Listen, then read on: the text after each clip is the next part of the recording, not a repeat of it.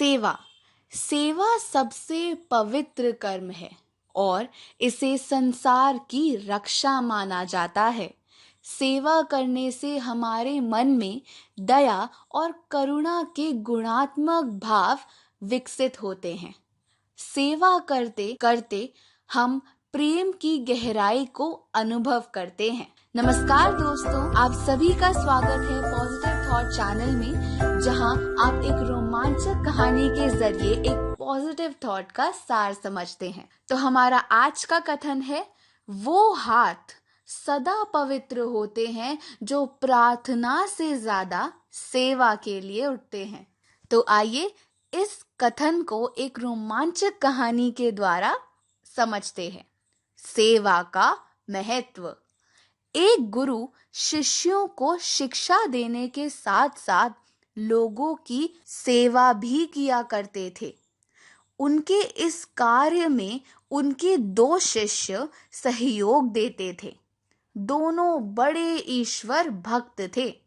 वे अपना बहुत सा समय प्रार्थना में लगाते थे। एक बार आश्रम में एक रोगी आया। उस समय दोनों प्रार्थना में व्यस्त थे।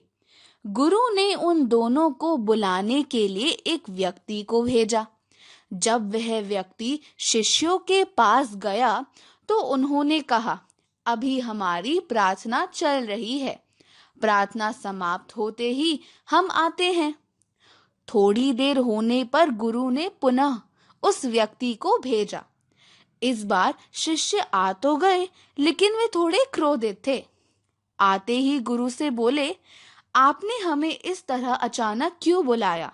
आप जानते हैं यह समय हमारी प्रार्थना का है। हम इस समय ईश्वर को याद करने के अतिरिक्त अन्य कोई कार्य नहीं करते। गुरु उन दोनों शिष्यों को उस रोगी के पास ले गए और बोले, मैंने इस व्यक्ति की सेवा के लिए तुम्हें बुलाया है। देवताओं की प्रार्थना करना मनुष्य का आध्यात्मिक कर्तव्य है, लेकिन प्रार्थना के कारण किसी को पीड़ा हो तो देवता भी उस प्रार्थना को स्वीकार नहीं करते। देवता तो किसी भी समय प्रार्थना स्वीकार कर सकते हैं, लेकिन सेवा करने का समय तो कभी कभी ही मिलता है। सेवा प्रार्थना से ऊंची है, क्योंकि देवता भी यदि किसी की सेवा करना चाहें तो नहीं कर सकते। उन्हें भी सेवा करने के लिए मनुष्य शरीर धारण करना पड़ेगा। गुरु की बात सुनकर शिष्य बेहद लज्जित हुए और उस दिन से प्रार्थना से अधिक महत्व वह दोनों सेवा को देने लगे। और हमारा आज का थॉट भी हमसे यही कहता है कि वो हाथ हमेशा पवित्र होते हैं जो प्रार्थना से ज्यादा सेवा के लिए उठते हैं। तो दोस्तों, यही था हमारा आज का पॉजिटिव थॉट। आशा करती हूँ कि आपको एक कहानी भी पसंद आई होगी। प्लीज़ वीडियो को लाइक करें, शेयर करें, चैनल को सब्सक्राइब करें और बेल आइकन को क्लिक करें। आपसे जल्द ही मिलेंगे अगली कहानी में। तब तक के लिए हंसते रहें, सीखते रहें।